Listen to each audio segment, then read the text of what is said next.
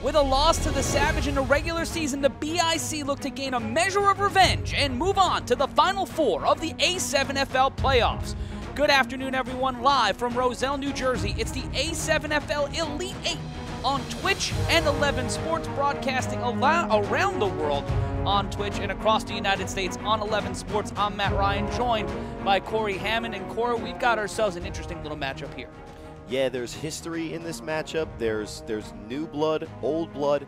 There's former teammates going against each other, and I can't wait to see the football that's about to be played. Well, before we get things started and go to the 3-on-1, let's take a look at some of the keys of the game. First, for the BIC, they're going to have to stop Willie Mayweather. Yeah, one of the biggest things in playing the Savage against any level, against any team, you got to stop their workhorse at running back. Willie Mayweather is definitely one of the best backs in this game, and BIC's defense isn't going to be able to tackle him one-on-one. So gang tackling Willie Mayweather is huge. And now let's take a look at one of the keys of the game for the Savage. It's long drives. Yeah, with a little bit of still a new core for BIC, they're gonna have to make big, huge plays by either giving the ball to Courage Mosey or Zakis Wright. If the Savage keep them to long drives, that puts the BIC in a position where they can have either a costly turnover or force a long punt. And here we go, the Elite 8 gets started on Twitch and 11 Sports. Walker will pick it up around the 6-yard line. Near the 10-yard line, 13 giving chase, cutting near the sideline. Spins around, gets around one defender, but brought down hard by number 19, Sugar Ray. 1st and 10. First play from scrimmage, and there's the handoff to Mayweather. Running down the sideline, big block, cuts through one defender and will go out of play. First down, Savage. Placed around the 43-yard line. The handoff again to Mayweather, finding a lane, cutting upfield, and another huge gain for the Savage. And that's another first down, and they'll be moving ahead. The snap, the handoff again to Mayweather. Mayweather cutting through a defender, upfield, along the sideline, and will be brought out of play inside the 10-yard line.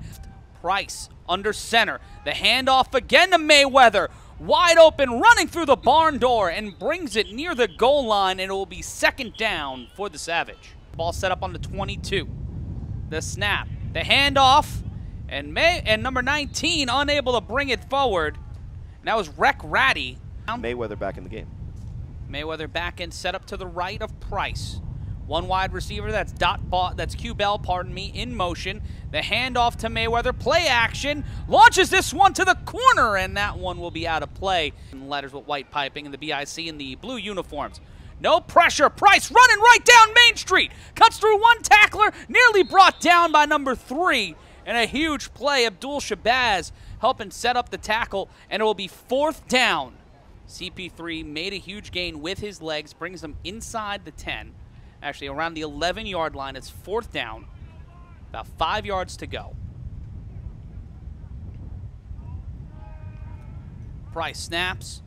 Has pressure to his left. Pops this one up. Caught. Brought down. Touchdown, Savage. Wow, when you just thought he was making a desperate attempt at a fourth down conversion, he throws it to the 6'5" dot boss tight end. And he comes down with a miraculous catch for the touchdown, and Savage takes the 6-0 lead on BIC.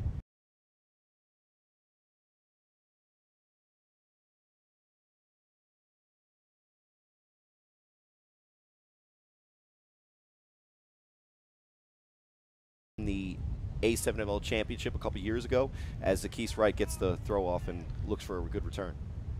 Cutting near the sideline, pressure and brought out of play.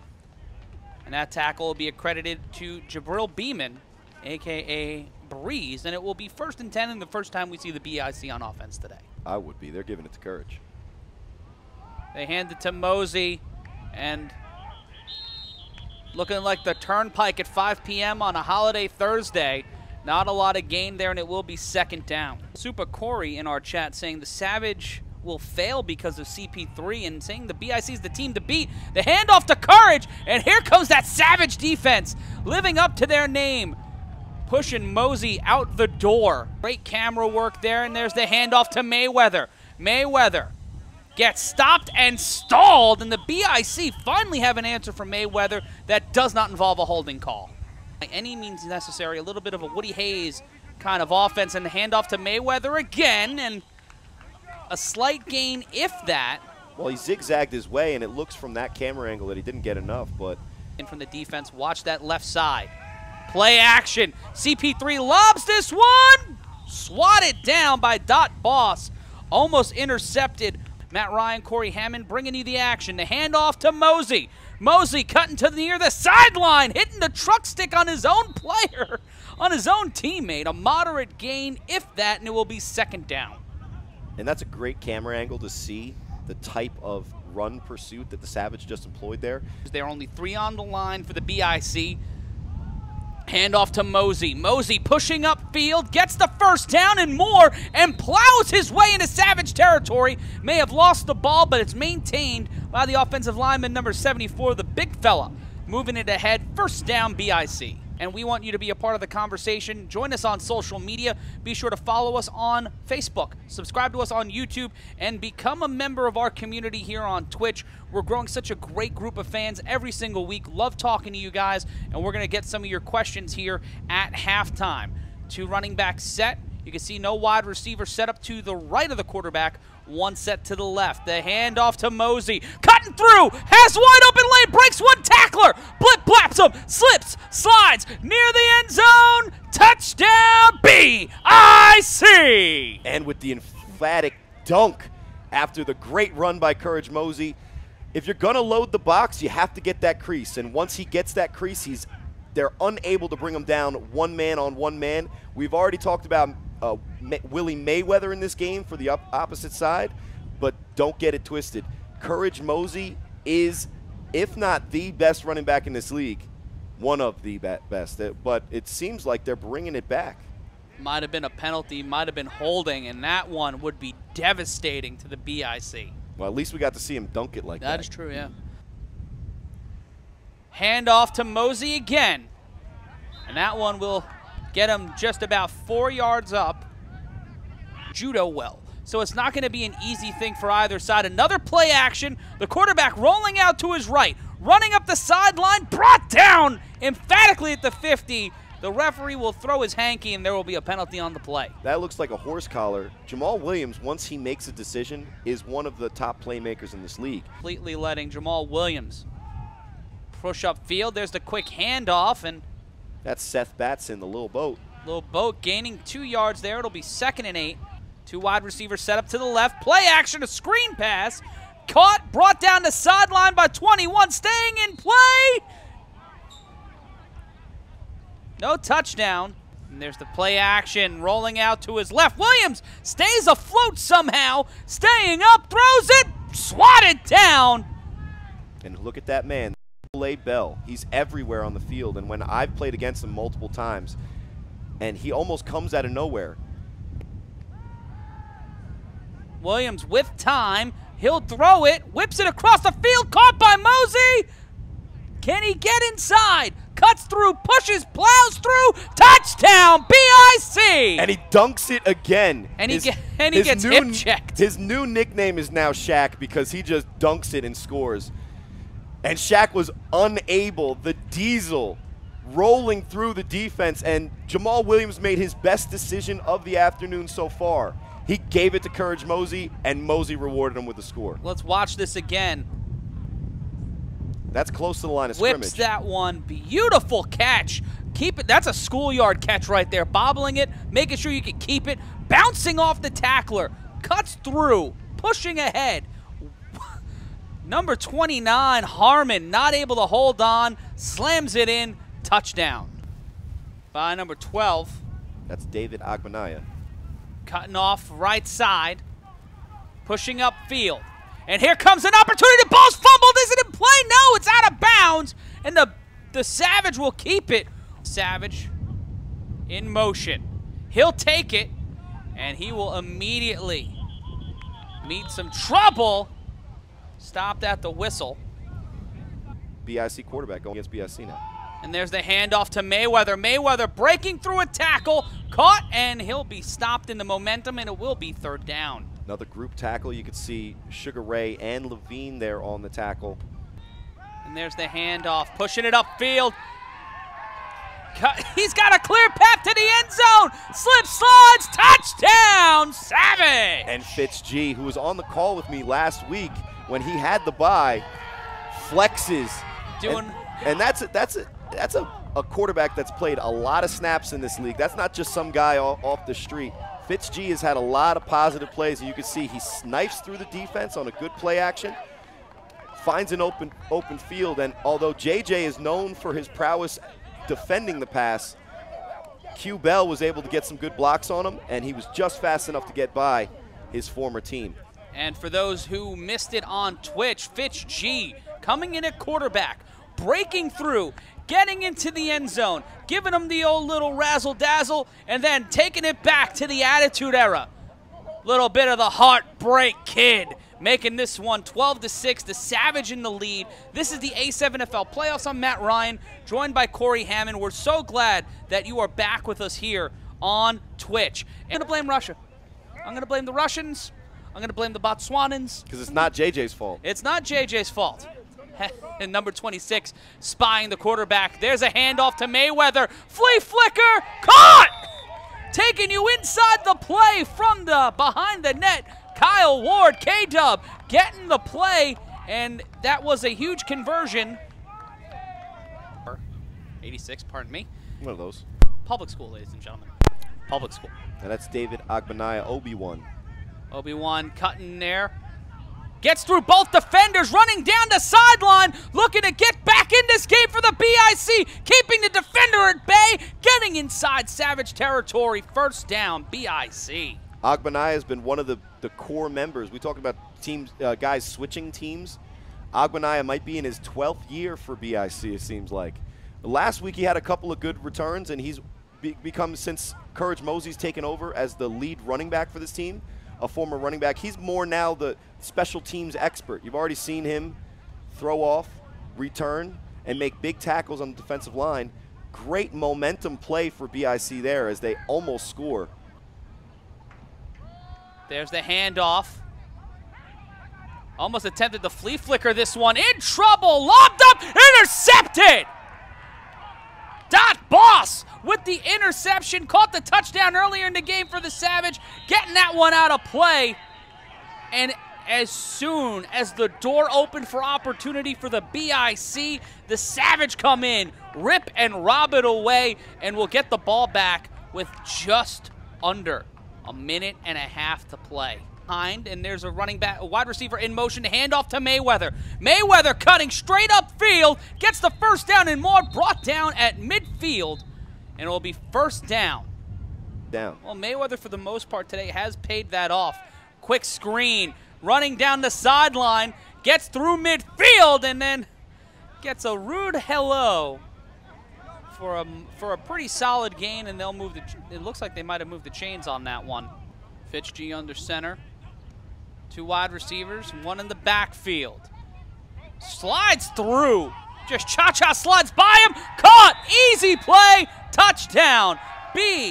Touchdown Savage. Number 18, K-Dub, Kyle Ward, getting it in his hip pocket and making it a 2-score game. Fitz G looking cool back there, hopping, showing that he isn't just a running back out there after we might have been mistaken from. And we could see the replay here from this angle. You're going to get quick pressure, and he showed his nimble running ability as a ball carrier. I think even more impressive, his nimble slide in the pocket late in this play. You'll see. And watch Ward at the top of your screen. Just so much time in the pocket. Great. But here's where it is. He slides, puts the ball behind him, fires it downfield, and at that point, no one was covering Ward. They lost him behind him. I don't know if that's JJ's fault either, but the play broke down on that slide. You saw 3 members of the BIC defense just completely stop and stall. And sorry to cut you off there, but a lot of times what happens is they think that there's a sack, so they quit on the play. And they'll be going for one here. Ball's knocked loose, picked up by the BIC. The play will be dead, but another missed opportunity for the Savage to go for a multiple-point conversion, missing the conversion for the second of 3 touchdowns here today, And with 45 seconds left to go, your score, the Savage 20, the BIC 6. More Vikings, and you're not going to want to miss that game coming up immediately after this one as the Savage lead by 2 scores, 20-6. And a shout out to our producer, Stephen James, keeping me on level and keeping the action going here today.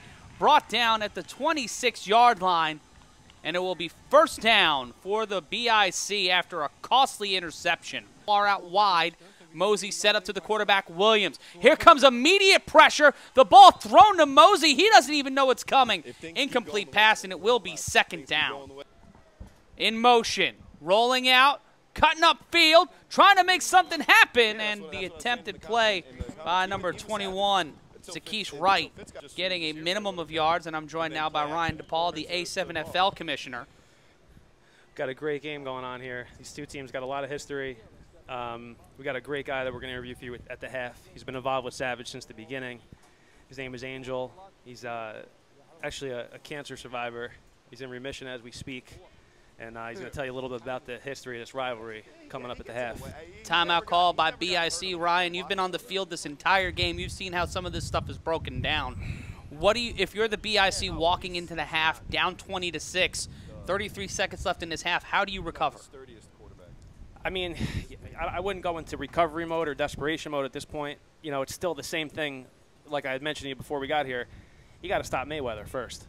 You know, Mayweather's beating him up inside. He's poking holes in that defense. I don't see a lot of problems right now with what BIC is doing. I think, you know, this game is still manageable. As long as they don't make a big mistake here to end the half, you know, going into the half 20-6, it's still a manageable football game. And you still got to continue to ride courage, man. Once he gets in that swing of things and he gets that momentum going, you got to keep feeding him the ball. Another timeout called by the Savage, trying to make sure that they get the most out of this, try to score again in this half. And that's been the problem for the BIC.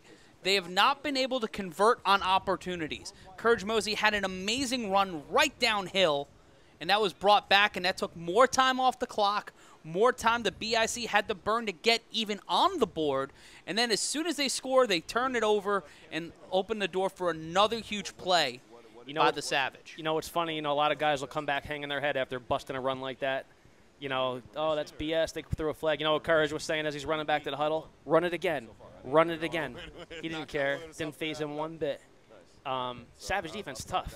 You know, they got 4 guys that play in the tackle box that are not really defensive linemen. They're built like linebackers. They're all about 6'2", 190 to 210. They're fast. They fly to the football. They're really difficult to deal with in the tackle box. And it'll be 4th and 4.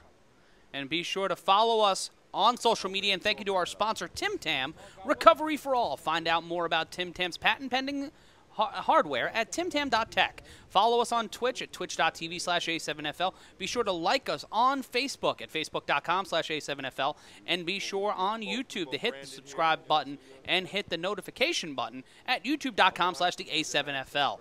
And now the 3-on-1, the most dynamic play in football, but they want a punt attempt and not allowing Mayweather to try to come downfield and bring a little bit of the pain and a little bit of the pressure. And the Savage get the ball with 30 seconds left and 1 timeout, and that is going to be a rough one here to recover from. I mean, it works both ways. If you're Savage, you don't want to do anything stupid here either. Going to the half with a 20-6 lead, you know, you're backed up, pitted against your own end zone. You know, a little fumble or a tipped slant could easily go for 6, and you know, put BIC back into this football game probably earlier than they should be. So I think they're probably just going to be happy with running it up the gut here and going into the halftime with the lead. But they used 2 of their timeouts on that last drive. The BIC have 2 timeouts as well. You gotta wonder, since putting Fitz G in behind center, he has been such a huge asset, a key cog of those last 2 touchdowns on the feet or in the air. If you're the Savage right now, you're riding that wave of momentum. You're a little confident. You may try to go for something here with Mayweather set up to the right.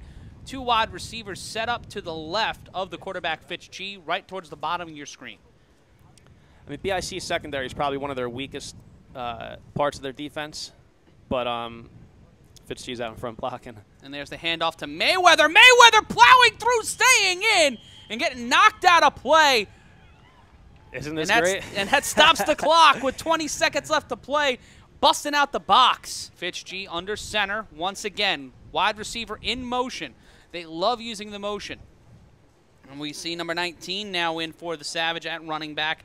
That's Rec Ratty. And there's a screen. That one will not be called. That one will be stopped. An incomplete pass, if there ever were one. You know, Fitz G is a very dynamic quarterback. He's a Division I college athlete, played at Cincinnati. But he's been out of the league for about 2 years. When I say out of the league, I don't mean not on the roster. I mean not having a starting position. But he's a very accomplished quarterback. He's fast.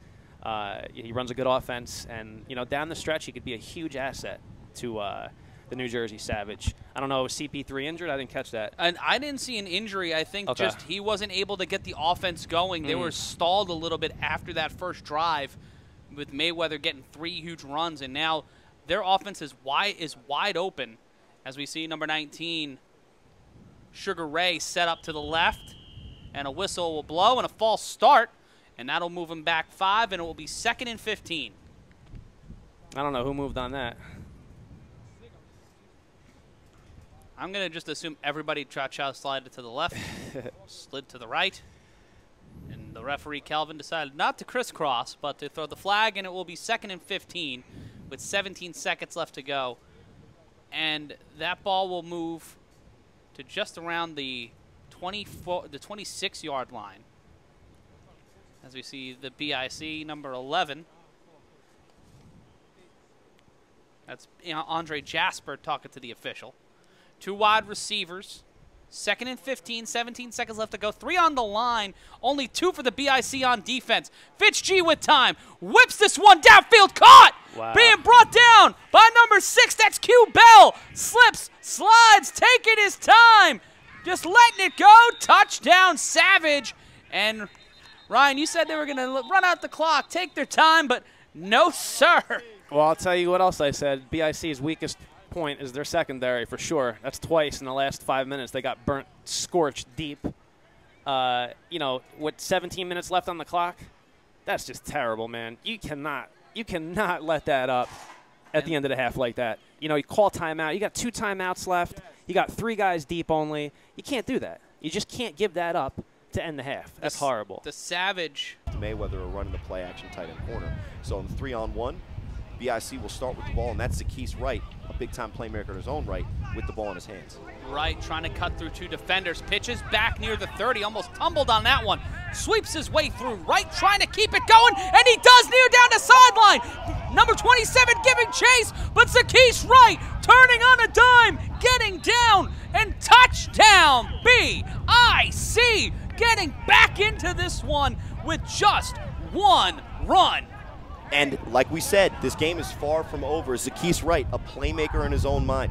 Now, what's a little cringeworthy about that play is the way he holds the ball. But if you thought that a special teams type play was when you needed to take a break and get away from the TV for a half second, nope, you were absolutely wrong, because the 3-on-1 is one of the most exciting plays you'll see in all of sports. And you see Zackees Wright here taking advantage and putting his team right back in position to get back in this game. And the whole key for that was the first move.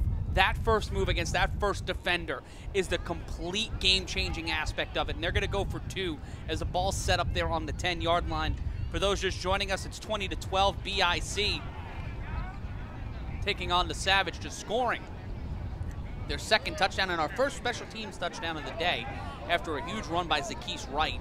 And they will go for it here. And in the A7FL, if you're just joining us, there's no gimme special points in the A7FL. No soccer. No soccer here, and it will be set up. You got the 2-point conversion attempt from the 5, or the 1-point attempt, pardon me, the 1-point attempt from the 5 and the 2-point from the 10. As Jamal is under center here with Courage Mosey in the backfield.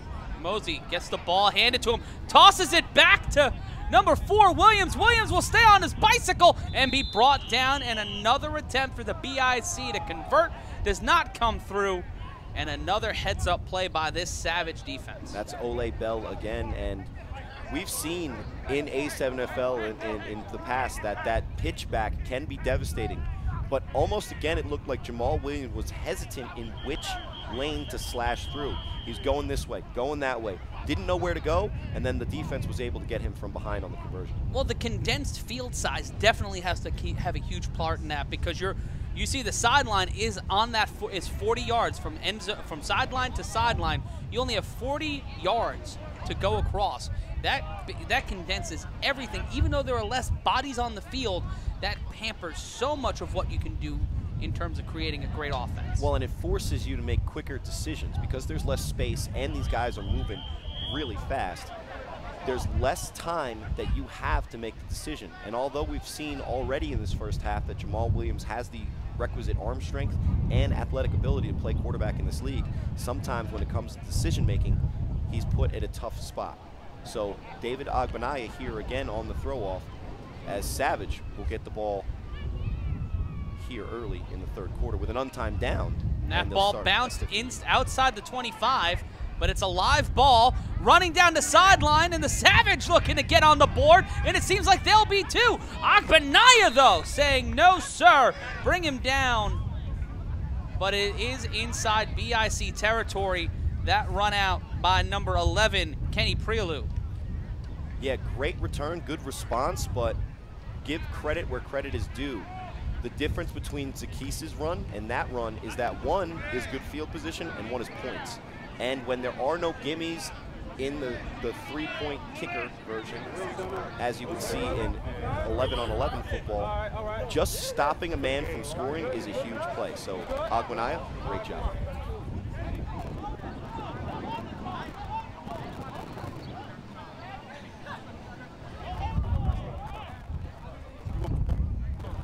You can hear inside the huddle. That's one of the things that only the A7FL will bring you.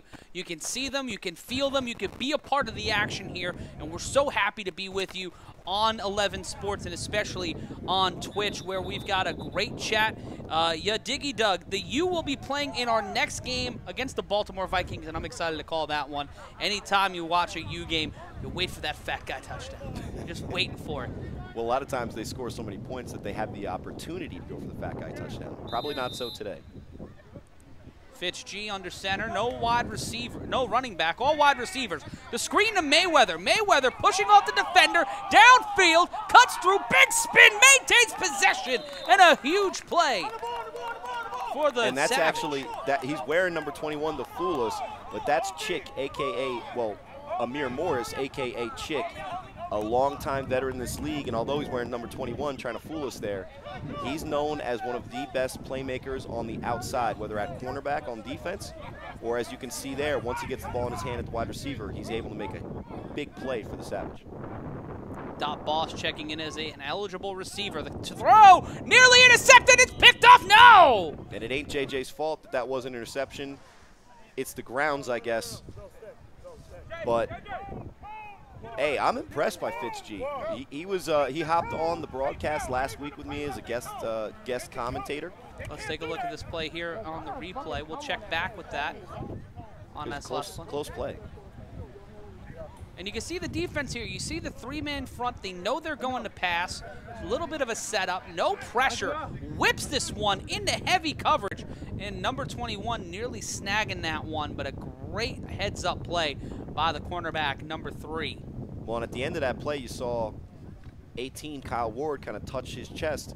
Even though that was tight coverage, Fitz put it in a position where he could make the catch. If he catches it and then JJ just hits him, it's a great play, good throw by the quarterback. He almost gives up the turnover there. And the PA Immortals moving on in the playoffs with a 21-12 win over the Baltimore Gators in action that was earlier today down in I believe, Baltimore. That was a big-time matchup. And quick screen to Mayweather. Mayweather trying to push ahead. Tricking you again. That's Amir Morris. These guys do have to stop changing like the college teams. They wear all the same numbers, you know, because they don't want to get it. But Amir Morris again on the quick screen, but a good play by BIC to stop him there. And Fitz G remaining in at quarterback with Ward. And right now, this Savage offense is picking the bones of this BIC defense. Ryan DePaul said their secondary is the thing that will cost them so many points. When we saw that happen towards the end of the first half on that touchdown that was brought all the way back after the holding penalty, the big penalty downfield. And right now, if you're the BIC, you had a huge answer to start the half But right now, the Savage are continuing. That did not stop their momentum. That was not the gut punch that the BIC would have hoped for. And it will be second down after a 2-yard gain by Chick. The whip pass over the head of everybody near us in the broadcast booth. And that will be third down. Great protection for FitzG back there. And they're only coming with 3. A lot of times when you have a good throwing quarterback like FitzG is, you'll come with the extra man on the rush. Correction, it will be fourth down. This time, they only come with 3. And he has too much time back there, but good coverage, as it'll be 4th and 8. Now, the key thing is we talk about they're moving the ball well. If they're not able to convert here on the 4th down, BIC's right where they want to be. So a bend but don't break type of defense here for BIC. And they'll be right where they want to be in this game. And fatigue, a huge factor in this one. And it's hot outside. There's a light breeze, but not enough really to kind of generate. And you're wearing those dark uniforms. After a while, it just kind of gets set in after being the workhorse. And we see a completely empty backfield with a wide receiver set up to the left and the right. Quick pressure. Thrown to Dot Boss. Can he get it? No, and that will be a turnover. And a huge, huge chance to get back and make it a 2-score game. Not happening for the Savage, as the BIC will hold on here on defense. And maybe a big turn in this game as number 2 Dot Boss is limping outside of the field of play. He had to run so far with that. He may be being a little bit dramatic here as he hobbles back to his sideline. You'll see him come into the screen in just 1 second. But it'll be 1st and 10 for BIC, as Ken Stansbury and Calvin have a quick conversation. And it will be 1st and 10 here. 20-12 your score. Savage leading to BIC. This is the A7FL playoffs on Twitch and 11 Sports. Now we see Ole Bell and number 12, Daryl Stevenson on the defensive line, bringing you inside the action. This is the A7FL playoffs. I'm Matt Ryan, joined by Corey Hammond. We see 2 running backs set up. Courage Mosey set up to Williams' left as time ticks down here in the early portion of our 3rd quarter. And with the BIC, we're talking about waiting on Courage Mosey to get the gates open, run downfield. The BIC have an impressive performance as they did last week, 40-13 rout of the Misfits. But it seems like that BIC team's not able to open up and land some punches here. Well, it's one thing to play the Misfits, another team to play the Savage. Now, the Misfits kept it close for a lot longer than it seemed like with that final score. BIC pretty much dominated in scoring on every side of the ball, offense, defense, and special teams. We talked about the defense for BIC and their defensive backfield had 5 turnovers that they forced for the Misfits. So a much different story here, playing a team, the New Jersey Savage, who had a bye, were able to regroup and have found a new wrinkle with FitzG.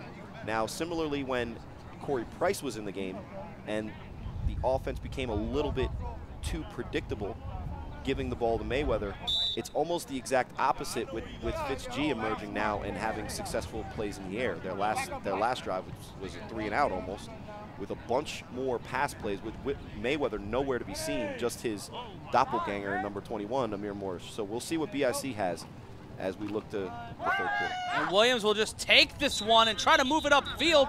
Ball nearly gets stripped, but the progress will stop near the side of the line of scrimmage, and it will be 2nd down. So Ron Clark on the tackle, former BIC. And when you have a 2 running back set, only 1 wide receiver on the field, and you go for a play like that, you're going directly towards your wide receiver. How do you try to make that make sense for your team? Well, number 1, the wide receiver out there has to get a good block on the defensive back, and no one blocked Ron Clark, who's playing more of a safety kind of roving linebacker in that formation. But it's been a thing that we've mentioned multiple times. There's just not imagination from the offensive side of BIC as they're calling very predictable plays. And I can almost guarantee that this is a handoff to Courage towards the right side. As you can see, the formation dictates with a defensive lineman in the backfield, Torrey Gibbs, that's what they're going to do. Fakes the handoff. Williams immediately in trouble. Will have to go on his bicycle. Running near the sideline. Huge block by the BIC, and Clark will get the tackle, and they will be out of play. Well, they did call a relatively imaginative play there. Now, they faked the toss, which I'm personally against because you see the ball. But Jamal Williams was more importantly able to make Darrell Henderson miss, found some yardage, and even though it's only about 4 or 5 yards on the play, makes it a manageable 3rd down. And for those asking, the number 3 seed Savage were 6-1 on the season, a plus 93-point differential.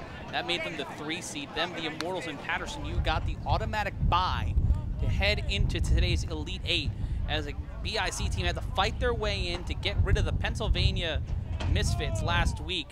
And an impressive offense, a plus 61-point differential, but they're down 20-12.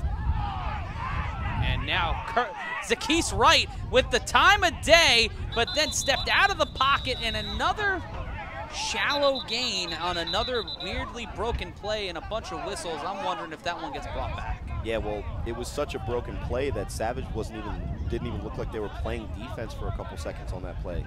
They still would manage to hold BIC if this play counts to the 4th down. But we've yet to see Jamal Williams just drop back and throw to any of his receivers. They've had the quick screens, and they've had him run around, but he's not launched one down the middle of the field. You almost have to ask, is he willing to do that in this game? I feel like they're a little gun shy. They threw that 1 interception so far in the game, and they're not necessarily looking to get anything going there, and it was a false start on the offense. And the running back moved on that one. That was number 21, Zackees Wright. And that play broke down. That's why everybody on the Savage looked like a dog being shown a card trick. Their heads just kind of turned to the left a little bit. Well, and they still stopped it, so kudos to them. But that'll be, now looks like 3rd and 11 after it was, 3rd and 11 after the 3rd and 5, or 3rd and 6, excuse me.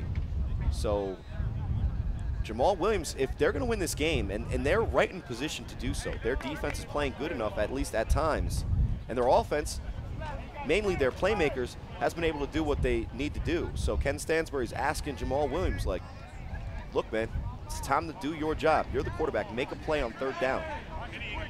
And he might have to do it with his arm. And there, the automatic pressure, nearly intercepted, intended for Wright. And, pardon me, that was Courage Mosey playing out wide on a running back play. And when you have a defender, I saw number 10, the Magic Man, was right in Courage's face, and you still try to take that chance with the defense right on your doorstep. Well, it's a design play call. If you see here on the replay, there's no question who it's going to. It's a quick screen to Courage. Give the ball to Courage, let him try to make a man miss, but that's the extent of the offensive passing plays from BIC today, is quick screens, and that's it. So it was it will be third and the second down, pardon me, after the reset of the penalty. The penalty reset. And there's Levine breaking free. Levine bringing it downfield. The man with the muscles on his uniform and on his arms, bringing it downfield on that quick play, bringing it downfield for a 1st down. So Jamal able to get the dump off like he did earlier on the touchdown pass to Courage, rolls to his right, finds a man leaking across the middle of the field, finds some open space, and if they can continue to get yardage that way, good. They're in this game. We'll see if they have any more that they can call when they come out with the trips right again. 1st and 10. The ball inside Savage territory. The snap. No time. Brought down, and that's the first big sack of the day. That's brought down by number 9, Ole Bell. Ole Bell, part of the Bell brothers. We already saw on that when I was over ready to do the halftime interview, we saw the play that got called back and Fitz G threw it to Q Bell. These brothers are the cornerstones for this team, and you see Ole, once he gets his hands on you, he's bringing you down. You can hand Isaac the assist on that one. And it will be 2nd down and a long way to go. Again, another pass play called, another indecisive Jamal Williams, and another great play by the Savage defense. 2nd, and it seems to be 11. The quick screen, play action, again being brought down at just inside the line of scrimmage. Ole Bell, back to back and belly to belly, like some hack announcer in the Bronx, and it will be 3rd down and a loss of 1. Well, I don't know about that hack announcer in the Bronx, but I will guarantee you that you could never call Ole Bell a hack at pass rushing. Not at all. He is one of the elite pass rushers in this league, and in this Elite 8 game, he shows his level by getting 2 back-to-back sacks. And again, it almost looked like they called the same play again. Fake the quick screen, look for someone downfield, hesitant, doesn't let go of the ball, and again, I feel like we're stuck in a deja vu that continues to happen with this BIC offense. It's getting to the definition of insanity, trying to run the same play over and over again. And it's been different plays at different times in this game, but they've run consistently back-to-back the same play over and over again on drives. Looking at Mosey, set up to the right, 2 wide receivers, right in motion. Mosey set up to the right with a lot of time. Whips this one, intercepted. That ball wobbled. Intended for Zakis Wright, but another huge turnover as the Savage, that's number 11, Kenny Prelu, bringing it in. Not sure what Jamal saw in that play. At least he did get it out of his hands. But when you see the replay here, Zakis Wright goes in motion, runs a corner from the bottom of your screen, and the ball was thrown inside. So if you're running a corner, you got to throw it to the sideline. You see the ball when it's delivered here by Jamal is inside, not towards the sideline. And guess who's there? The Savage. And that's why when you're being taught how to play quarterback, you got to pay attention to those little keys, because a turnover at this point in the game is exactly what BIC was looking to avoid. And it'll be 1st and 10 here with 3:13 left to play in our 3rd quarter. And it looks like Corey Price is back at quarterback for the Savage. Interesting move there. An interesting move for the Savage. I guess at this point, when you're up 20-12, you can take a little bit of a beat and enjoy the fact that you don't need. You can try another quarterback in there, see how you can effectively utilize CP3 to his full potential. Corey already has the scoring drive earlier in this game. He has the touchdown. Now it was shaky, as a play call is, but the inside handoff. And a quick handoff and a moderate gain. You can give that a gain of 1. It would be 2nd and 9. Correction. Yep, they'll give him 2 yards on that. It'll be 2nd and 8. So when you bring Corey back into the game, it's not because, you know, Fitz G was not capable of doing it, as he showed he definitely is. It's you bring him back into the game because now that's another level of difficulty that the BIC defense has to come up with. They figured out now at this point how to stop McQueen. And you can follow, and I'm not stopping you, Corey, but I'm telling everybody to follow us across social media.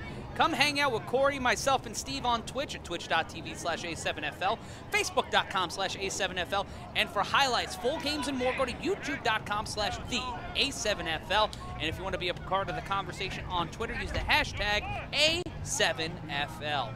And Mr. Caparot is shook that the Gators lost in the playoffs. And a quick screen to start this one off.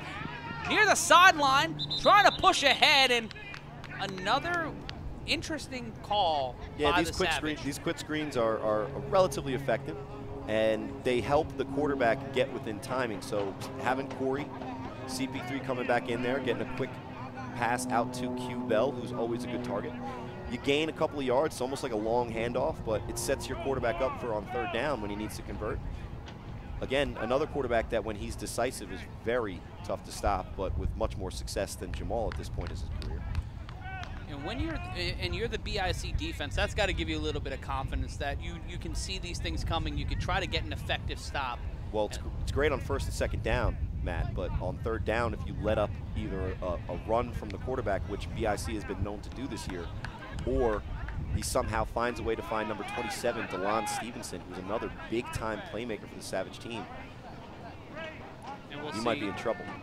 DeLon Stevenson set up to the right, and there's a whistle on the play. Got to clean this game up here. Too much yellow. Another flag on the play. And they'll move that ball back 5 yards. It'll be 4th down.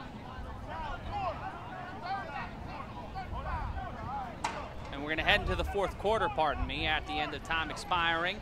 And the after the call. We'll be moving it downfield once we get the call. But it's 20-12, the Savage in the lead as we head into our fourth and final frame of regulation. This is the A7FL playoffs on 11 Sports and Twitch.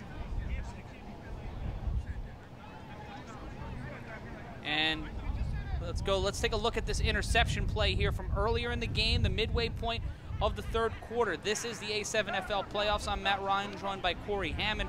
You're watching us live and around the world on Twitch and on 11 Sports. Watch that again. You gotta, when you're behind center, Corey, and you're throwing a ball, you have to have the confidence that you know where your guy's going to be. And it felt like on that throw, Johnson didn't know necessarily where he was going to be. Yeah, Jamal has played a little like he isn't confident. Yeah, Jamal Williams has played like he isn't confident in letting go of the ball. And when he finally does what looked like a called play, like I had mentioned before, Zaccheaus Wright comes in motion to give himself space to run the corner route. You have to throw that ball in front of him. He just lays the ball in the middle of the field, and that's why they had the turnover there. And in our Twitch chat, the New Jersey Savage are currently leading the poll on who would be walking out of this game the winner. Mr. Caparot is confused that the Savage are doing this. They're winning. No, but the Savage were the third-ranked team in the A7FL, earned a spot into the Elite Eight without having to go through the first round of playoffs. And some people are surprised that the BIC are losing to them, even though the BIC had the play last week and had to fight for that opportunity. So there's play a lot action. of BIC fans out there. Levine giving chase and takes him down, crumples him up, and a huge stop here on fourth down. Well, those guys rooting for, or at least according to the poll, thinking that the Savage are going to win. Don't tell that to Andrew Levine, who gets quick pressure on CP3 on third down, and he has just nowhere to go. He tries to get away from him. He usually can get that skirt move and find some space, but CP3 not able to, and Levine with a huge sack on the elusive quarterback, which sets up the fourth down and another 3-on-1 opportunity. And the BIC have to feel supremely confident on that after that huge stop. Two huge defensive plays on this drive to make sure the Savage cannot move any further. And there's the A7FL ball, a unique ball, a white ball.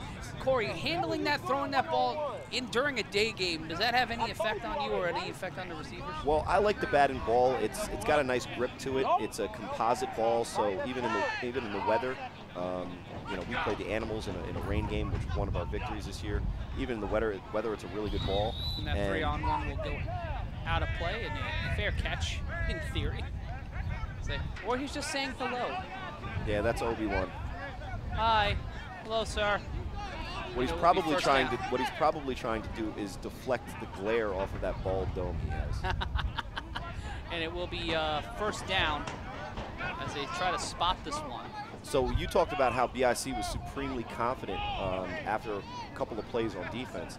I don't know if they're supremely confident in their quarterback right now. And as we've seen earlier this year, Zaccheaus Wright has even come in to spell Jamal when either conditioning level or struggling as far as effectiveness. So let's see who they go with here and what kind of game plan. As if it were me, I'll be looking for number 5. Courage, and he's right there, and you can see Zaccheaus right at the bottom of your screen. Mosey set up to the left of Williams. Big opportunity here to start off our fourth quarter. 20-12 your score. The Savage in the lead, looking to go into the final 4 of the A7FL playoffs and make it to July 14th. Williams will just decide to run this one up the sideline. Big block and a pretty solid gain. It looks about a gain of 8 as he'll be brought out near the 37-yard line. And there's a flag on the play. Now when Jamal is able to do that, make the quick decision, find a little bit of space, you can see how dynamic he is with the ball in his hands.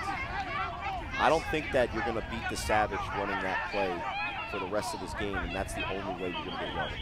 And it seems that the BIC will be sent back, sent packing, sent moving. It'll be a potential holding penalty. Well, at least according to ISAC. As we await word, this game is brought to you by Tim Tam. Recovery for all. The A7FL players use it, and so should you. It's recovery for your muscles, allowing you to utilize Tim Tam's proprietary technology for modern muscle recovery. Head on over to timtam.tech for more information. That's Tim Tam, recovery for all. This is the A7FL playoffs. I'm Matt Ryan, joined by Corey Hammond, and we're so glad you're joining us on Twitch and also around the United States of America on 11 Sports. Corey, yeah, that's awesome. Not our faces, though, thank God. Josh swinging TE in the Twitch chat saying Denver and the state of Colorado would love the A7FL. We're starting off the A7FL summer, the A7FL Spring League in the West Coast, the A7FL West Coast League in San Diego, beginning in spring 2020. And if you want to be a part of the A7FL, head on over to A7FL.com for more information. Talk to Shenner, talk to Ryan, and talk to David Isaacs, the guys that help lead the ship here at A7FL headquarters, or if you just talk to me and Corey, we'll help you. We'll respond, especially if you're on Twitch, so just keep the comments coming. I'll send you an emoji of some sort. I don't know which one. I will send you some semblance of an emoji. And by Matt sending it, that's me sending it. Because you'll never find me on these chats because I'm trying to figure out what these teams are doing on the screen. They're trying to figure out what's going. We need to get a telestrator of some sort. If anything, I'm just going to give you a highlighter to write all over our monitor. No one else but me will see it, and Steve will see it, but we'll get some enjoyment out of it. And there's the play. Tosses this one up. Pop fly, and that one will land in the turf. And another huge play broken down for the BIC. Yeah, a called pass again. They've gone completely away from Courage Mosey. And we were kind of asking for that a little bit earlier in the game when they looked like they were going to come out with that jumbo backfield the entire game. The Savage have pretty much shut that down, so now they're going complete opposite. It would be nice to get somewhere in the middle here. You know, the Goldilocks and the Three Bears. there's no just right for the BIC offense as Jamal throws it downfield and looked like he might have had. And it'll be 2nd down and 2. Yeah, it looked like he might have had a man if he threw a dime, but the ball just nowhere near either his intended receiver or maybe even more importantly, the Savage defense. And I've got an interesting question here in our Twitch chat from @TheDrRabbit. It's interesting to me whether or not pads reduce or increase the running game for a running back. What's your take on that, Corey? Well, it's a dual-edged sword because when you don't have pads on, as a defender, now you have to try to get your hands and arms around a guy like Willie Mayweather or Courage Mosey. And if you've ever tried or played this game or if you've watched it enough, bodies will bounce off of especially those two backs like they're made of rubber. So it makes it a little bit easier for that big back to get guys to break the tackle or get through those guys. At the same time, the level of wear and tear on your own body without that shield of armor does come into play. So you've seen at times in this game, both of those elite level running backs almost disappeared from either the actual field of play or at least the play calling for both of these offenses. So to be honest, as a quarterback that just stands in the pocket and gets hit, that level of physicality that you face with over the course of an entire game, it takes a lot of conditioning to maintain that level of play with those hits that get onto your body. What's great about this game is that the safety from no pads and no helmets comes specifically for the head and against concussions. But I'd be the first one to tell you that on Monday morning after playing an A7FL game, your body is screaming. And both teams, and speaking of concussions, mouthpieces are required for every single player in the A7FL, and that's why we've had this delay of game, is both teams had players without mouthpieces in. Now, and you got to wear that, and kind of piggybacking on the conversation about pads, that's why I think Tim Tam is a perfect sponsor for us, because after the type of beating that you get that's more like core body muscles, you know, from those blows, you know, it's nice to have a company that's out there trying to get me back and ready to go for work on Monday morning. And these guys are the blue-collar warriors, those Sandlot, old-school Johnny Unitas, have a job on Monday morning kind of football players. That's the football I grew up loving, even though I'm only 29. I have the soul of a 64-year-old. I don't. Is that a good thing? I don't know. Is my your doctor soul says no. Closer to death? My doctor says no, but he's also Vinny Boombot, so I'm not necessarily sure he's a doctor. He went to Hollywood Upstairs Medical College. That's all I know. Courage Mosley set up to the right. It'll be second down after the penalty, sending them back after the lack of mouthpiece. And a lot of frustration from the Savage here after that whistle. Yeah, not sure if it was a delay of game or false start. False start from the offense. Back-to-back no mouthpiece penalties. Another after that chastising by Kelvin, our official. Oh, and then it looks like BIC will just gain the yardage back, as if any time in the game you should get your mouthpiece, I'll be like, oh man, hey, I don't have mine in. I gotta go run to the sideline. That's the time to make sure you have the sideline, because they literally just called it. So huge mental mistake from the Savage when brings them back in and only down 8. Yeah, BIC has not been able to convert first downs. When you are giving them first downs as this fourth quarter continues to tick, that may be something that comes to haunt the Savage moving forward.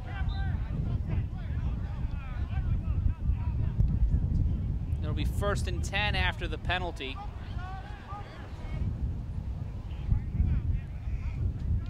And TGC ID1 saying this reminds him of the longest yard. There is some schoolyard chicanery in the A7FL. Yeah, but the longest yard was a prison movie, so I think it meant in terms of style of football. They had pads on, so I guess. That's fair. What are you trying to say, man? I think he means just more of the dynamic schoolyard play like you're seeing Absolutely. right here. Whipped and robbed. Courage Mosey getting the ball after it was out of the quarterback's hands.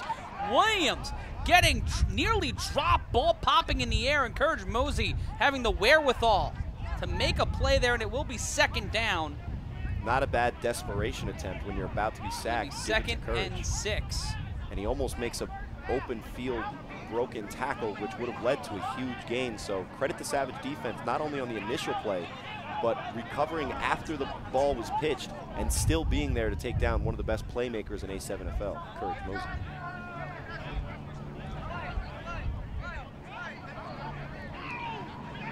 And it will be 2nd down and 6. Good for them. They got 4 yards out of that. Way to make something out of nothing.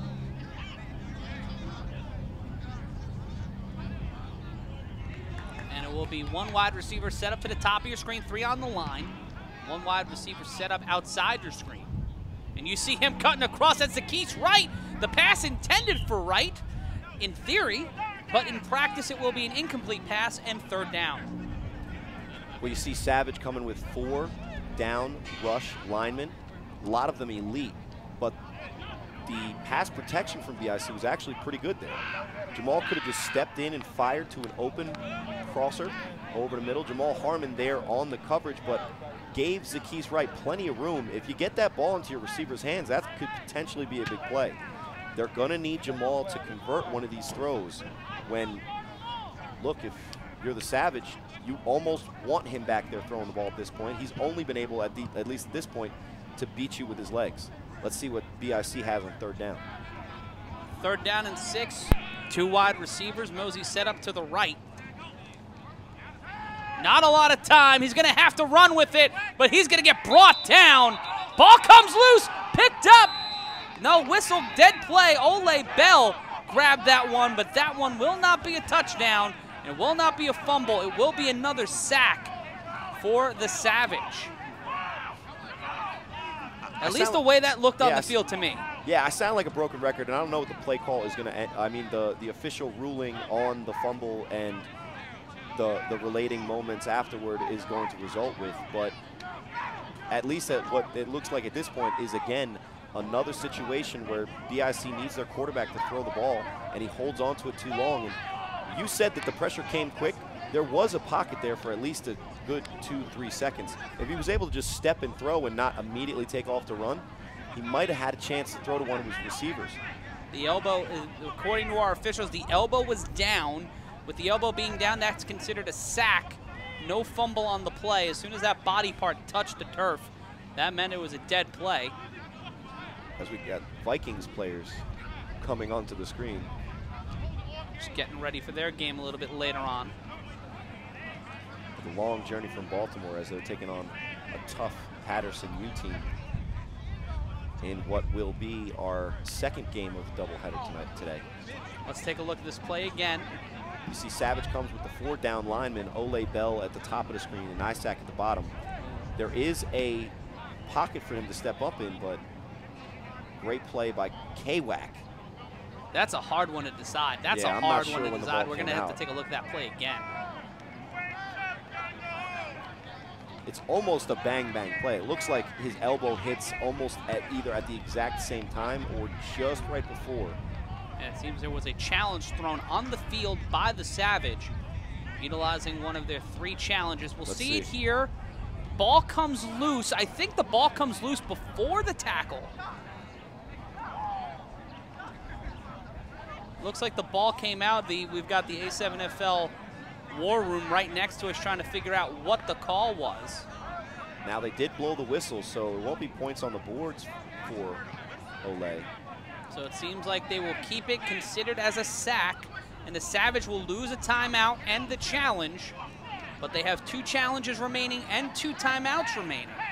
I think just by definition, I said it looked like it was a sack. You said it looked like a fumble. There's not enough video evidence. It's not conclusive. It's supremely inconclusive because we were watching from the 50-yard line camera, and when you're from that direction, Wright was so far, Williams was so far away from the camera that it made it nearly impossible to make a determination. But it will be Savage ball anyway here because it is the 4th and 6. It's time for the 3-on-1. We've had one 3-on-1 touchdown so far today. And that came from the BIC to start our second half. And this ball will be thrown off by number 12, David Ogbanaya. Ogbanaya gets this one to bounce near the 21-yard line, and it will be first down for the Savage, who lead the BIC 20-12. This is the A7FL playoffs on Twitch and 11 Sports. Matt Ryan, Corey Hammond with you here with 10:24 left to play in our first of 2 games here this afternoon of the A7FL Elite 8. The PA Immortals earlier today took down the defending champions, the Baltimore Gators, to move on to the Final 4 of the A7FL. We hope to have more scores for you from Charm City a little bit later on in the broadcast. Coming up next, though, it will be a battle of the Baltimore Vikings making their way up here to Roselle, New Jersey, to take on the toughest team in the A7FL, and I feel like I'm not mincing words when I say that, the Patterson U, who scored 251 points this season, and a devastating combination of offense and defense there. And you've got Kareem Moon under center. We see a member of the Baltimore Vikings walking by. Freight Train looking to collide into some of the members of that Patterson defense. Quick handoff upfield, and that one will be no gain. Tactics. Now they have both quarterbacks in the backfield for Savage. That was Fitz G doing a semi-rollout on the draw, which he likes that misdirection. He's a former student of the University of Cincinnati coach at the time, Brian Kelly, who you might know as the current Notre Dame head coach. Take a look in the...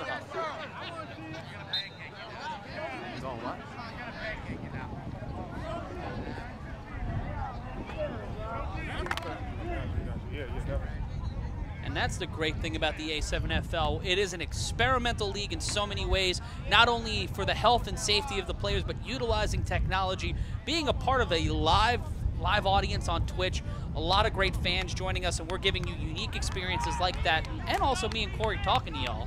And being some a part great of the football. And it's been a great game so far. Yeah, let's not take that away from these guys. They're playing a great football game so far. We see Fitz G with the running back set up to his left. It's number 19, Rec Ratty. And Rec Ratty getting a big gain there. I'd say it's best gain of the day. Moving it upfield. It'll be third down. Yeah, in the absence of the ice cream truck, their usual big back. Be 3rd and 5. They've been giving it to Rec Ratty, who comes in as the tougher guy to stop. Now, you've seen in the first 2 plays of that drive, good runs, churning out yardage, taking away from the clock, but the Savage can't rest on this 8-point lead here. It's still only a 1-score game. They're playing games with who plays quarterback. They're calling plays as far as offensive play calling that seem very conservative. but they're also able to get those first downs and drain the clock. That's the thing they've been able to do this entire game, is drain the clock. Fitz G rolls to the left and double covered. Yeah, early in this game, the first half at least, Savage put up the 20 points. At least here in the second half, BIC's defense has been there to stop them. And a great play again by Andrew Levine with at least his second, maybe his third sack of the game. And Anthony Arce along with that on the sack. You see Arce and Levine just coming right in, no chance. That right side was just wide open like a barn door. And that will make it, I believe, 4th down. Yeah, it'll be 4th and 10, and smart decision here to do the punt type throw off. As long as they make sure it goes out of bounds, because if BIC's smart, and a lot of times they are, they'll have a playmaker back there. And it's not Zackees Wright, it'll be JJ, also known as the soul toucher. Clavon Radcliffe.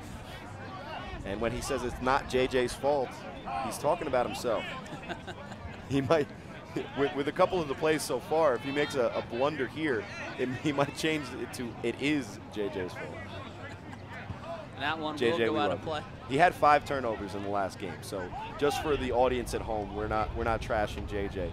He's had a great playoff so far. Just a couple of plays in this game, he's been the scapegoat. And right now, this is the best part of the playoffs. You got 6.5 minutes left to go. It's a one-drive game, and the BIC have been able to answer a lot of the punches thrown by the Savage in this second half. The first half, it looked like the Savage were about to run away with the game, but the BIC have been able to neutralize Fitz G, being able to get some real good plays on offense, but still not completely out of their own way. Well, just imagine if the Savage don't make those mistakes on those holding calls at the end of the first half, and they had a 2-score lead at this point.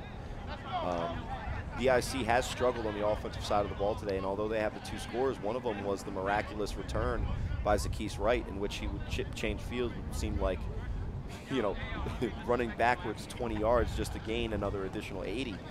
But again, we talked about the playmakers for this team. It's that man, Jamal Williams, and he's going to have to make a play in the air. He's very capable of doing it and had 2 touchdowns in last week's game against the Misfits. But the Savage is a different animal. Zackees Wright gets the ball, rolls out to his right. He's in trouble. Here comes the pressure, and the Savage. It seems like what BIC is just trying to do is give the ball to a guy and say, please save us. On the return, in the beginning of this half, Zackees Wright was able to do that 1-on-3. That time it looked like 1-on-7, and he's not able to find yardage. And BIC, which they're best when they stay ahead of the chains, is now going to be way behind the change, as the change of direction that worked so well on the return only leads to additional lost yardage for BIC. And that's sacked by Carnell Wachter, K-Wack. And I think we're going to see a lot of sacks in our next game. It's the U taking on the Baltimore Vikings. And in a team of 16 teams, the Patterson U have the highest net point differential. They've scored 168 more points than they've given up so far in the season. For a point of comparison, the team that's playing them, the Vikings, have given up 10 more points than they've scored in the 2018 regular season. So that's an interesting dynamic that we're going to see in this next game. It's a little closer when you look at the BIC and the Savage. BIC have given up, they have a +61 in Mosey. Ball comes loose, gets out of bounds. Last touch by Zackees Wright, and the BIC will keep it. Yeah, it looks like it's going to be 3rd and almost 18 for BIC as they give the ball to Courage, and he dives into the teeth of the defense, but the ball pops out and luckily squirts out of bounds. To answer your question, the Vikings are a different team now. What I'm really excited about is one of the biggest reasons last year's version of the Vikings was undefeated in the regular season in Baltimore and made it to the championship game was the play of their quarterback, Jamel Mason, who missed the entire regular season due to injury. Last week in the wild card round, the Vikings were able to come up with a victory with their quarterback returning almost Walt Frazier-like in the playoffs, and now the U, coming into this weekend before knowing who they were playing, should have played the weakest team. Now they're playing a rejuvenated Vikings team that has a great defense and now has their signal caller back at quarterback. Right in motion. They'll pass. Williams, not a lot of time. Cuts around, finding a lane, keeping this play alive, but not for long. Whips this one. Intercepted by the Savage. Kenny Prelude Jr. Prelude running down the sideline. Touchdown, Savage. Pick 'em, stick 'em with 6. It's 26-12. The BIC in a world of trouble. Now Jamal again running back and forth, looking for something that's not a designed play call, that's just backyard football, him trying to make a play. And against the weaker teams in this league, that's worked. That's where they've gotten their 4 wins, even the 5th win against the Misfits in the playoffs last week. But when you play a savage defense like you see here on this interception, it's not going to work out. And just throwing the ball up there does not mean that you're going to have a good play. It's actually the exact opposite. Take the sack. Well, even make a decision before that. You saw him when he's running around back in the pocket. He runs this way, runs that way, isn't sure whether he wants to run the ball or throw the ball. And when that indecision starts to happen at the quarterback, especially in this league like the A7FL, bad things can happen. So again, interception by Kenny Prelude Jr., brought back for a touchdown, and what seemed like an 8 points that BIC was dying trying to get to. It's going to be even harder for them now, down by 14? Math? 14. And it might be 15 going for the 1-point conversion here. 26-12, the Savage in the lead. Matt Ryan joined by Corey Hammond in our first of 2 games, broadcasting on Twitch and also on 11 Sports, and a huge audience here joining us today on Twitch. It is an awesome, awesome time to be spending with all of you guys. A record audience for us today on Twitch. We're so glad for you to be joining us here on a beautiful, warm, sunny Sunday afternoon during the summer as we wind down here in our 2019 Elite 8. Summer Sundays is someday. Yes, a someday. Going for 1 point. And folks, do not forget, if you're watching us right now on Twitch or on 11 Sports, we've got one more game for you. It's the Vikings and the Patterson U. CP3 going for the 1-point conversion. Setting up one wide receiver, that's number 18, moving into motion. Tosses this one up into the corner, swatted down. And the Savage once again cannot convert on a conversion. They've only gotten 1 so far today. But right now it's still a 14-point lead, and it's a long way for them to go. It's 26-12 with 4:21 left to play. And we'll see it here again. Great defense there by the BIC. Andre Jasper, also known as Bullet, bright spot for BIC whenever they play. One of the best defensive cornerbacks we have. And it's 26-12, the Savage in the lead. This is the A7FL playoffs on Twitch and 11 Sports. And there we see the BIC sideline. You see Courage Mosley trying to get his team into it. They're down by 14. And, pardon me, by 6. Yeah, by 14. There we go. 4:21 left to play. Matt Ryan joined by Corey Hammond on the Elite 8 weekend here for the A7FL. And we've got another game coming up for you. It's the U taking on the Baltimore Vikings. And it will be a 3-on-1 here for the Savage and the BIC needing to convert. And sometimes you look at a team's decision-making and you say, why are you making it harder on yourselves? One of the best offensive potential scoring plays that this team will have late in this 4th quarter is this 3-on-1. And it's not Zakis Wright at the back to return for BIC. It looks like JJ, Clavon Radcliffe, a.k.a. the Soul Toucher. And you got that attempt on the last punt. Was not able to make that one work, and this one thrown well, at least he'll deep. get the ball in his hands this time. Bounces right to him. Ooh, and a hard tackle, hard hit brought down.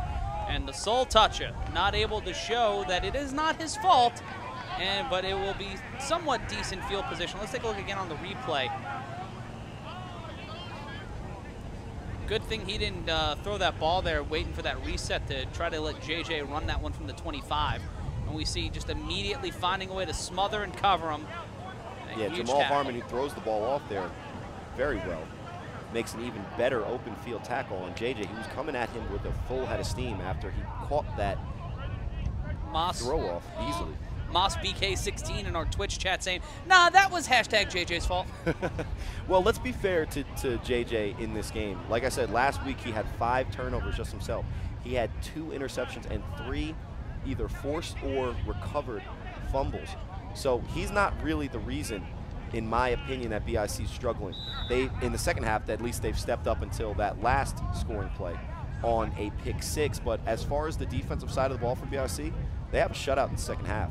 it's really been this BIC offense and their lack and inability to get consistent drives. And we said that was one of the keys to the game going in. They've not been able to sustain drives this entire game. The emptiest of backfields, 4 wide receivers, 2 on the line, a screen to Courage, and Courage getting a moderate gain on that one, brought down by number 21. Looks like Deshaun Hannibal Reyes, a.k.a. Santana. So without quick screens in this game, BIC would not have moved the ball really at all for that one dump off to Courage. And again, they got the 4 wide. That was Chick credited with the tackle. And this one, Williams flinging this one up, and about a good 15 yards behind it was Courage Mosey. And that one will be 3rd down. Yeah, had a man wide open, and if he puts the ball on him, probably a touchdown, and then we're talking about a different type of ball game. That is where we're at in this game. Any big play could get the ball, or at least get the momentum back in BIC's favor, and with the level of dominance their defense has shown, they can make this a game again. But Jamal's going to have to put the ball on his receivers.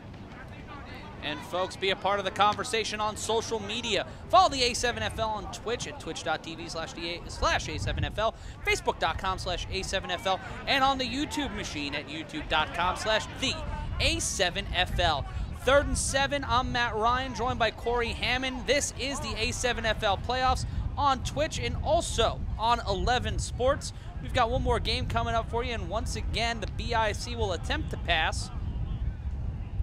Or Jamal will run around in the backfield and then eventually find a open space and make me look like a fool for saying that that's not a smart way to go about offense. Well, you see, it's a 2-man line for the offense, 3 on the line for defense, anchored by number 12, that's D. Steve. Yeah, and that was the 2-minute warning. And we hit the 2-minute warning here in Roselle, and now Stevenson, Williams trying to move upfield. He gets the 1st down, Corey. Well, I'm sorry, you're looking like a fool. But looking like a fool is no one else but Williams right now, moving down the field, trying to bring it down, trying to get to the end zone. Slips, slides, touchdown BIC. Williams creating the lane, setting it up, knocking it down like Pete Weber in the pocket. Touchdown BIC. Bowling reference, awesome. But more importantly, give Jamal credit. We talked about in just a real quick breath, D. Steve, Darrell Stevenson, number 12, is a monster out there. So what BIC decides to do is block Olay and Isaac, leaving the biggest man, the strongest man, a scary man, completely free. Jamal makes him miss, makes a lot more miss, and a great touchdown from the quarterback for BIC. And they attempt to go for the conversion, and that one did not go. But it is a 26-18, cutting it down to 12 points, and they reset there. Direct snap, and once again, that one won't go, but I think what they're saying is it was no touchdown. No touchdown. They're trying to hurry up and call plays where Courage is the Wildcat-type quarterback, and they're just trying to punch it in as time ticks down. And 3rd down, a timeout call. We'll start. 111. Savage is pointing, and they're always pointing, so that doesn't necessarily mean anything. But we'll see what the call is from there.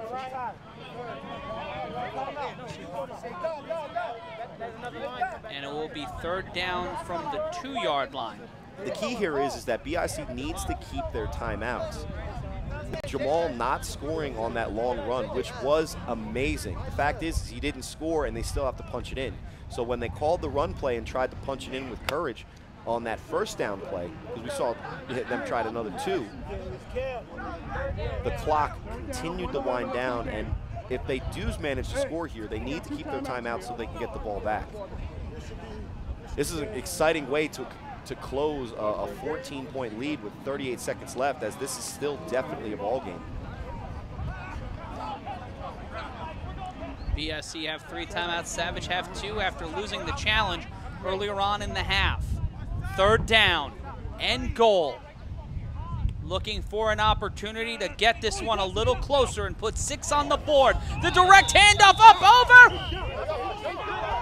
And do they give it to him?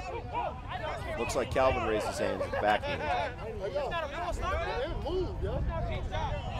Trying to get the official call, and that one is considered to be a touchdown. Touchdown BIC. Courage Mosley knocks on the door not once, not twice, but thrice, making his way in there. And look at the pressure. This is his second dunk that's counted for a touchdown. This one just a one-handed jam, looking like Dominique Wilkins in the old dunk contest days. Well, free agency starts tonight, and since the Knicks aren't going to get anybody, maybe they go and... Oh, why you got to say that? Why you got to be mean? Why you got to break my heart? I'm not going to be mean. I'm going to be real. Yeah, it's that'd be hurting nice. my feelings. It's hurting my feelings. I think Now in between games, while we wait for the Vikings and the U to set up, I'm going to go cry because now I got to remember that I'm a Knicks fan. Thanks, Corey. It's 26-18. You weren't crying already? I stopped a while before we got on the air today. Before we sat down. That's fair. It's intermittent crying. I mean, I'm a Knicks fan as well, and I just might handle it a different way. And although I'm very excited about R.J. Barrett, not that we're going to continue talking about basketball for that long, as we have an exciting football game here. It's crying, announcing, crying, announcing. That's how that works. So this extra point is huge because if they are able to make this 1 point, then they cut it to 7. And then if they want, if they do manage to stop the Savage and get the ball back and somehow miraculously score, then we have decisions to make. That's the tricky thing about this A7FL. There's no onside kick. There's no chance for you to reset and get the ball back. You've got to make them work all 4 downs. You can recover the kick. It just has to go 25 yards. And so what some guys can do is if you can throw the ball high enough in the air that it will cross the 25 and your cover team has the speed to get down there, you can find yourself with the ability to get a live ball. It's a lot tougher. It's not as easy. Well, not that it's easy in the NFL or 11-on-11 football. But I've seen it this year. Now, the thing is in any onside situation, the element of surprise is when you see the advantage go into the kicking, we'll say, team's favor. But again, this conversion now from the 25, 15-yard penalty on BIC. Seemed to be another mouthpiece penalty. And they decide not to guard Olay there, which makes it impossible for Jamal, as it'll still be an 8-point game. So at least no mystery. At least no mystery if they get the ball back. They're down 8. They got to go for 2. And it's the simple penalties that have cost both of these teams the opportunity to either run away with it or try to tie it. And it's really hard for you to say either team won today's game. They survived each other. Well, the Savage certainly put up a performance in the first half, and Fitz G specifically, shout out to McQueen, the quarterback, my backup last year, and I'll throw that in your face. But he was able to come in and made amazing plays in the first half. This entire Savage offense has come to a standstill. But with BIC throwing the ball here, they have 3 timeouts. Game's not over. It's not over, but both of these teams are looking to snatch a loss from the jaws of victory. And the Savage have been able to keep the ball in their hands. They've made a minimal amount of mistakes on offense when it comes to time management. They've been able to eat up clock this entire game. Well, I think their biggest mistake, Savage, to be honest, if they end up, and this game does not end in a victory, which they have pretty much control of it. If they take care of business, they should be good. But in the second half, we have not seen their most valuable player, and maybe the most valuable player in this entire league, Willie Mayweather, make an impact. And the reason isn't because he hasn't been effective, it's because he hasn't touched the ball. We'll get ready for the final 3-on-1, or what may be the final 3-on-1 of the game and of the season for the BIC. They're down 26-18, and it seems that the game's over. Anticlimactic, but what must have happened there is as time was running down, BIC calling run play after run play, down by 2. The clock just ran out on them. And yes, they did score with the dunk by Courage Mosley, but just not enough. And if they were able to get that score with Jamal Harmon's run, that was very dynamic and kind of a great portrayal of his season all year. He's got the ability, he's got the playmaking, slashing type of plays that you see. But at the end of the season for BIC, just not enough, as the Savage will walk away from this Elite 8 and into the Final 4 victory. This has been a broadcast of the American Sevens Football League. Like, Follow and share on our Facebook page at A7FL TV.